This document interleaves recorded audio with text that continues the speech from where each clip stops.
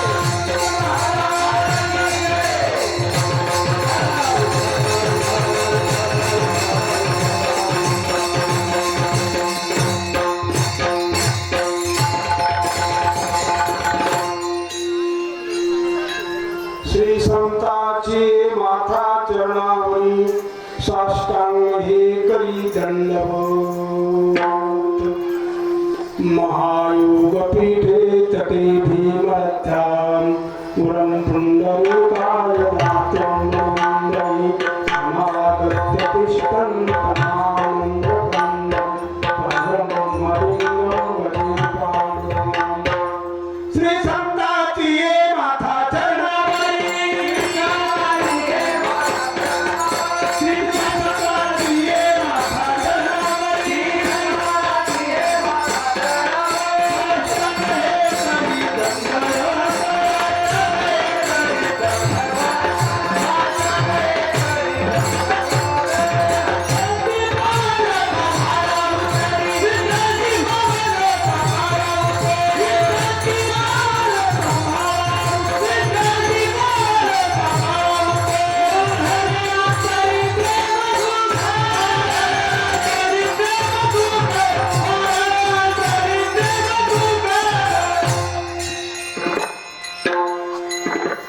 प्रसंगी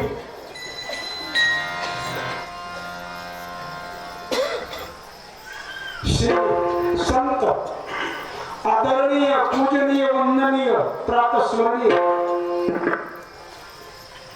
की ज्यांना जाऊन आज 10 दिवस झाले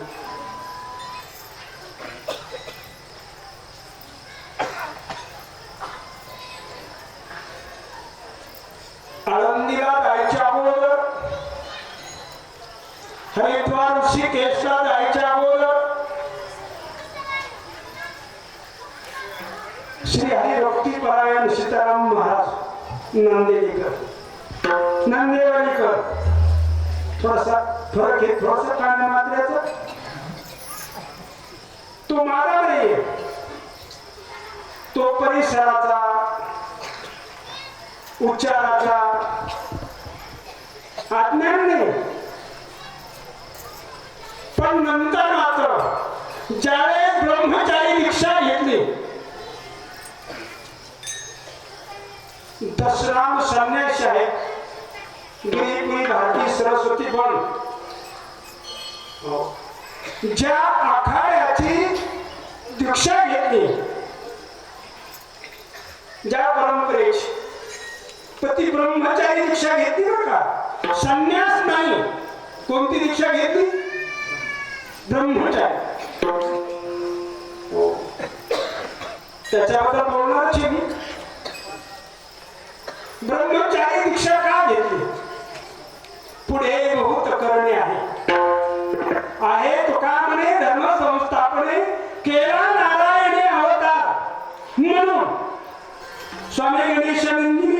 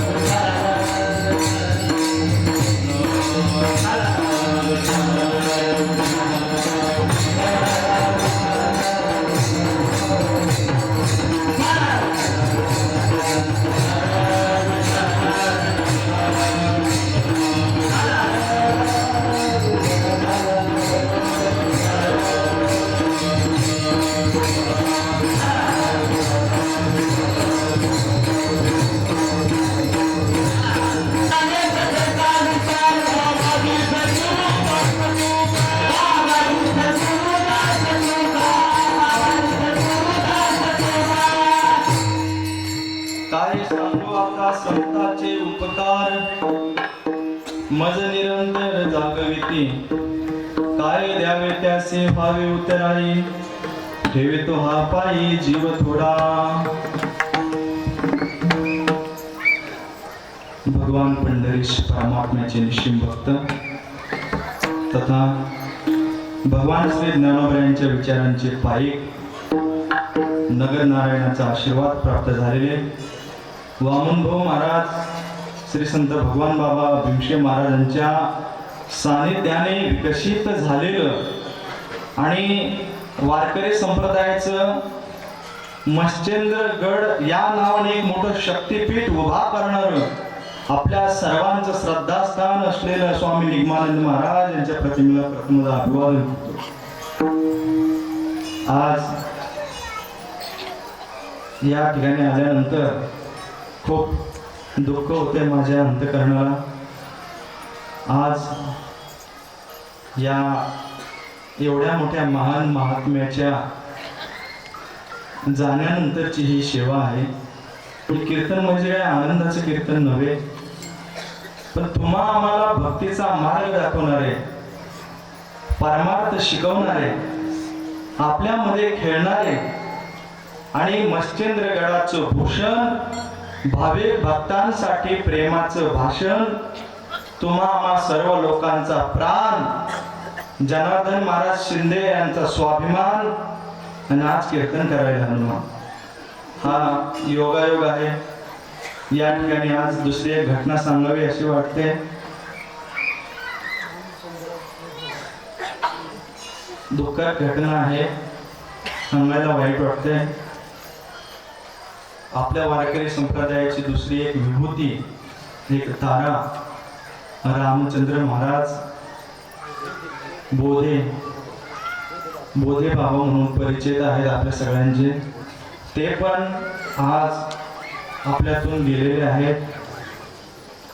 दुःखद घटना आहे. खरंच या सर्वच महान अधिकारी महात्म्यांचे आपल्या संप्रदायावर खूप मोठे उपकार आहेत. म्हणूनच हा आजचा अभंग घेतलेला आहे. अनेक काळ बदलत गेले, आताचा काळ वेगळा आहे. एवढा परमार्थासाठी आनंदाचा काळ आहे हल्लीच्या काळात. पण सगळ्या आघातांना सहन करून मच्छिंद्रगडाच्या विकासासाठी ज्यांनी स्वतःचं आयुष्य झिजवलं त्यांचं नाव स्वामी निगमानंद महाराज. काय सांगावं त्यांच्या बाबतीत. जगाचा नियम राजा भरतुहरी आपल्या एका श्लोकामधून अभिव्यक्त करतात. जगाच्या बाबतीत जग कशाला म्हणतात. तुम्ही आम्ही जन्माला येतो आणि जातो, पण जन्माला आल्यानंतर कोण राहतो आणि कोण जातो याचं वर्णन करणारा हा श्लोक आहे. राजा भरतुहरी खूप गोड शैलीमध्ये सांगतात. अहो, जो राजा होता, ज्याने भोगले भोगलेले आहेत आणि नीतितज्ञ होता आणि वैराग्याचा आश्रय ज्यांनी केला तो राजा भरतुहरी.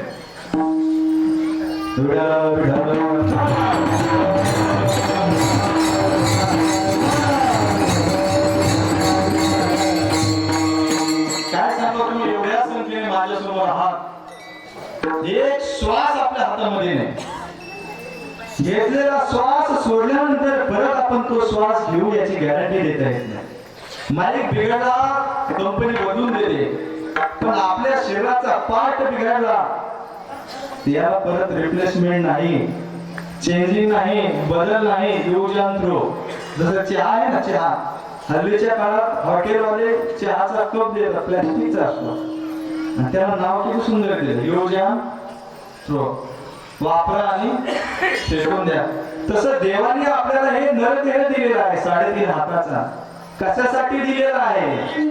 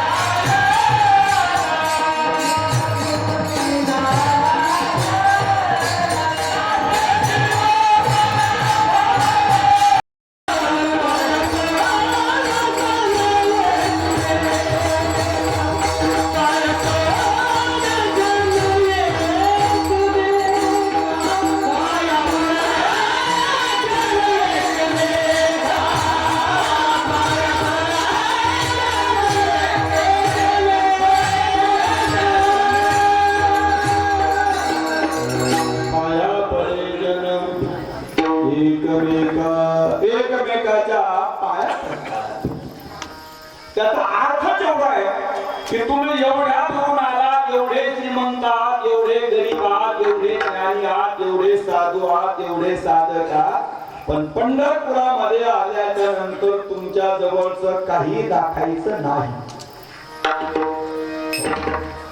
आमच्याकडे जे काव्य करणारे कवी आहेत ते आपलं काव्य पूर्ण होईपर्यंत दुसऱ्याला कधी दाखवत नाही. जर दुसऱ्याला दाखवण्याचा प्रयत्न केला तर न जाणून ते आपलंच ऐकून आणि आपल्या पुढे तेच काव्य वेगळ्या पद्धतीने मांडतील. म्हणून कवी लोक याच्यामध्ये सावधान. जी चांगल्या पद्धतीचे कीर्तनकार मंडळी आहेत ते कधीच कीर्तन मालिका काढत नाही. कधीच कीर्तन मालिका काढत नाही. ते कधीच आपलं कीर्तन ते करीत नाही. ते कधीच आपलं कीर्तन मोबाईलच्या माध्यमातून जगापर्यंत जाऊ देत नाही. त्यांना माहिती हे घेऊन किती काही दिवस दुसरे कीर्तनकार पोट भरतील.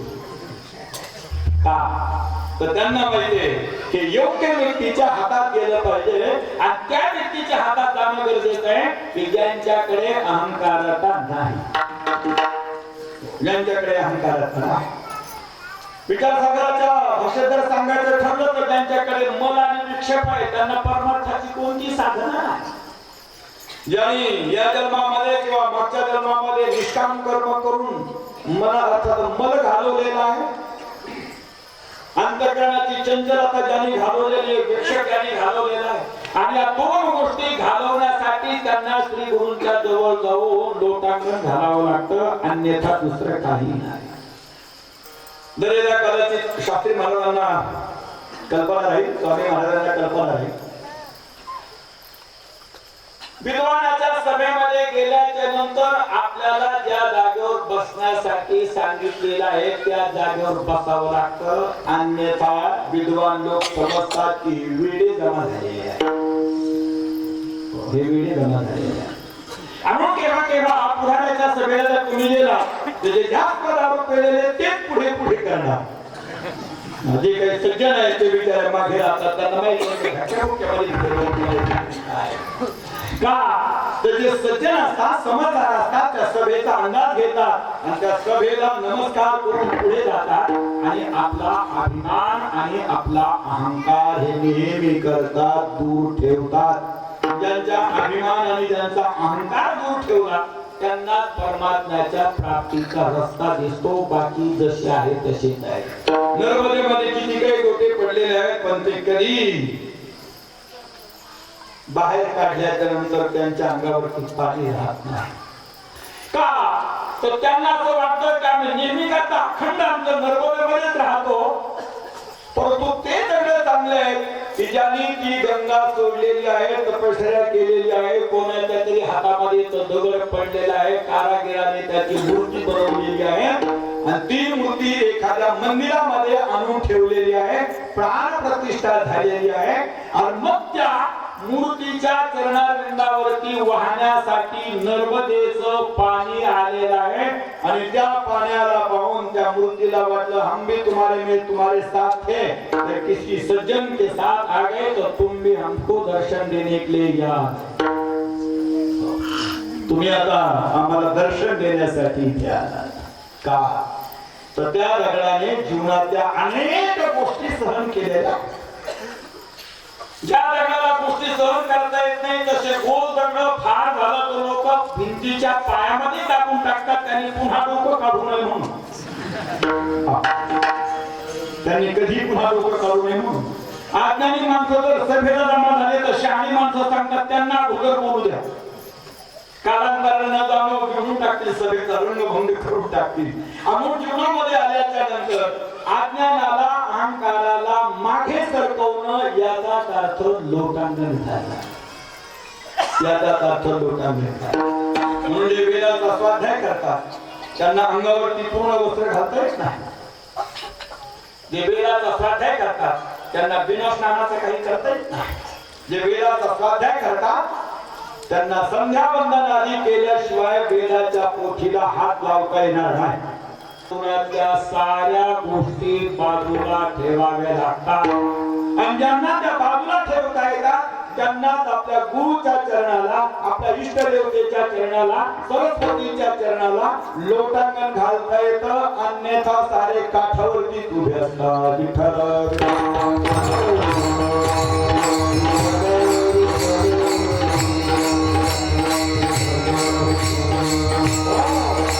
उपनिषदामध्ये वाक्य आहे, समित पाहणया. आता हातामध्ये समीर हा घेऊन आणि ते 6 जण गेलेले आहेत आणि गेल्याच्या नंतर गुरुजींच्या समोर त्याने सांगितलं, आपलं नाम गोत्र उच्चार केला. गुरुजीने सांगितलं संवत्सरम संवत्सरम, 1 वर्षापर्यंत तुम्ही ब्रह्मचर्येन तपसा श्रद्धेने ब्रह्मचारी व्रत पालन केल्याने तपश्चर्या केल्याच्या नंतर 1 वर्षाने तुम्ही माझ्याकडे या. यदि विज्ञात्यामो तरी कथयामि. जर कदाचित मी त्या तत्वाला जाणेन तर मी ते तुम्हाला सांगेन. याचा अर्थ 1 वर्ष त्यांना लोटांगण घालायचं सांगितलेलं आहे. आपल्या सारख्याला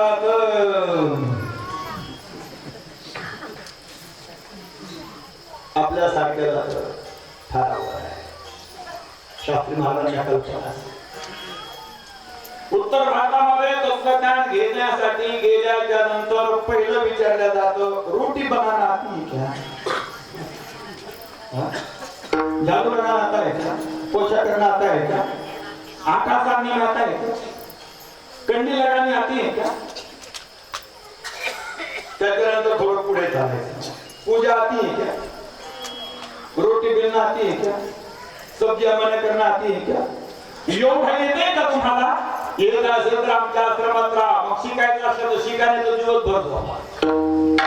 आणि अशा झोपण्यातच आयुष्य घालणारे महाराष्ट्रामध्ये अधिकतर शास्त्री.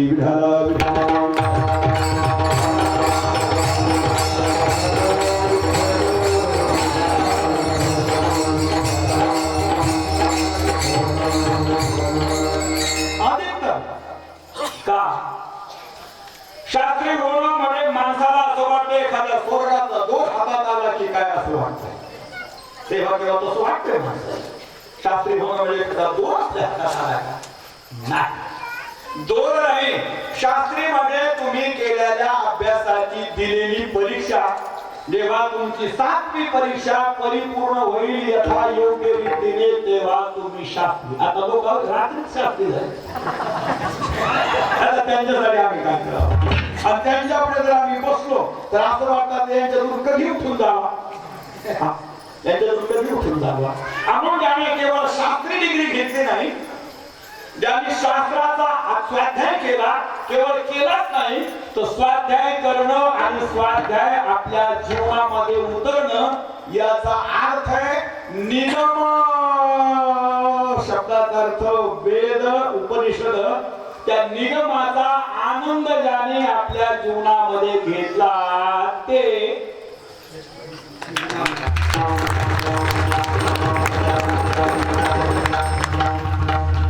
केवळ गीता पाठ केली आणि कीर्तनाला गेले, 1000 रुपये कमी पडले तर रात्री 12 वाजता फोन केला. रात्री 12 वाजता, अरे बोले तुमने तो अपडेट का आता इतना कैसे कम दिया भाई? याचा आनंद नाही, याचा आनंद नाही, हा आनंद नाही. हा आनंद कोणता आहे? तो जीवनामध्ये असलेला जो आत्मा, तो आत्मा पाहण्यासाठी ज्याने वेदाची मदत घेतली, उपनिषदाची मदत घेतली, आत्मतत्वज्ञान समजून सांगणाऱ्या शास्त्राची मदत घेतली आणि त्या मदतीने ज्याने आपला आत्मा आनंद रूपामध्ये पाहिला, त्यांचं नाव निगम आनंद.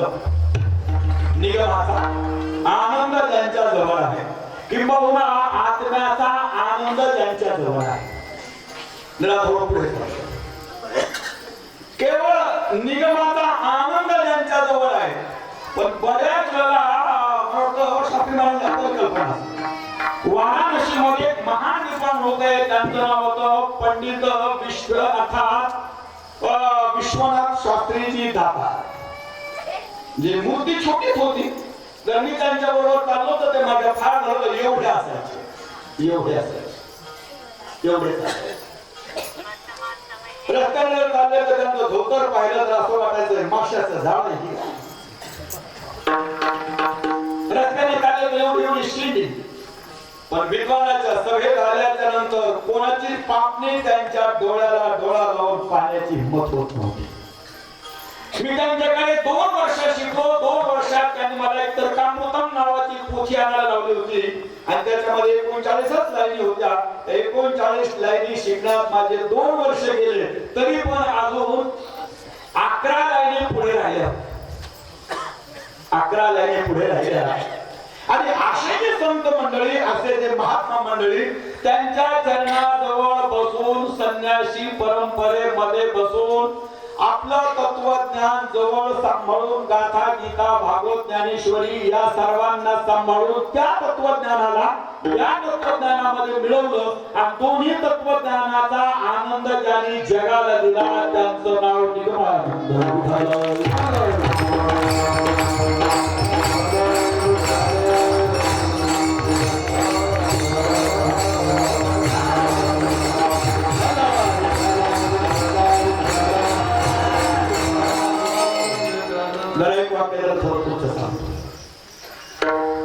मी नवीन आल्याच्या नंतर मी किती शिकलो हे मला कधीच कोणी विचारित नव्हतं.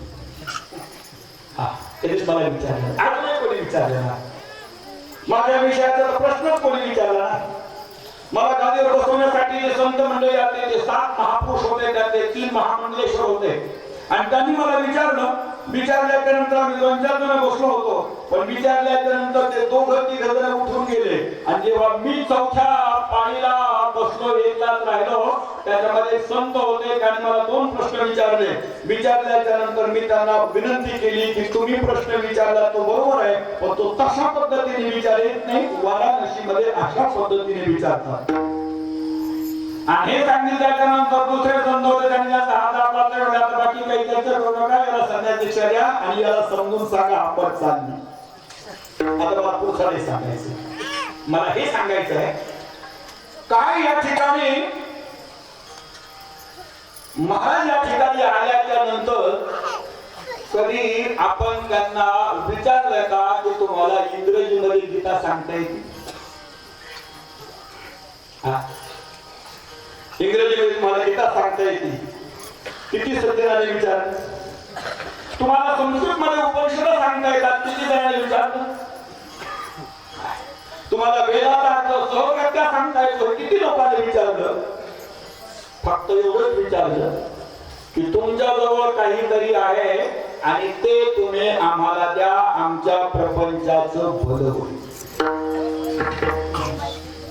याच्यासाठी लाईन लागायची. पण त्या महापुरुषाने कधीच कंटाळा केला नाही लोकांचा की मी एवढा शिकलेला असताना सुद्धा या संसारिक लोकांचं दुःख घालवण्यासाठी मी तरी काय म्हणून प्रयत्न करू. ज्यांनी कधीच ऐकलं नाही, त्यांच्यासाठी संसाराच्या दुःखामध्ये ज्यांनी आनंद दिला त्यांचं नाव ज्यांनी दुःखी लोकांना आनंदित केलं, ज्यांनी साधकांना आनंदित केलं, ज्यांनी आपल्या जवळच्या लोकांना अध्यात्माने आनंदित केलं, ज्यांनी प्रापंचिकांना भौतिक सुखाच्या द्वारा आनंदित केलं आणि ज्यांनी जाताने आपल्या परिसरातल्या सर्व माणसाच्या डोळ्यामध्ये अश्रू आणले.